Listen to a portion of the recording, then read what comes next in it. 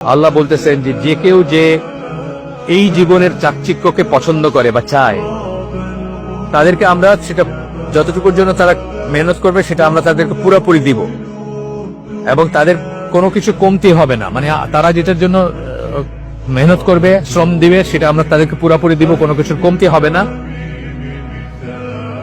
তারা হচ্ছে ওই সমস্ত লোক যাদের জন্য আখেরাতে কিছুই থাকবে না, আগুন ছাড়া কিছু থাকবে না আখেরাতে। সূরা হুদ 15-16 নম্বর আয়াত। এবং তাদের এইখানে যা কিছু করছে, যা কিছু সৎকর্ম মনে করছে, যা কিছু করছে সবকিছু নিষ্ফল হয়ে যাবে, এগুলো কোনো কাজে লাগবে না তাদের। এইটা বলতে গিয়ে হাফেজ ইবনুল কাইয়্যিম বলতেছেন যে যেসব মানুষ সকালে ঘুম থেকে উঠে রাত্রে আবার ঘুমাতে যাওয়ার পর্যন্ত সারা দিনের সব কাজগুলো শুধু দুনিয়ার জন্য করে, তারা হচ্ছে এই শ্রেণীর মানুষ যাদের জন্য আখেরাতে কিছু থাকবে না। এটাও এক ধরনের শিরক। কারণ আল্লাহ বলতেছেন আপনাকে সৃষ্টি করছেন কেবলমাত্র তার ইবাদত করার জন্য, ওমা খালাকতুল জিন্না ওয়াল ইনসা ইল্লা লিয়াবুদুন।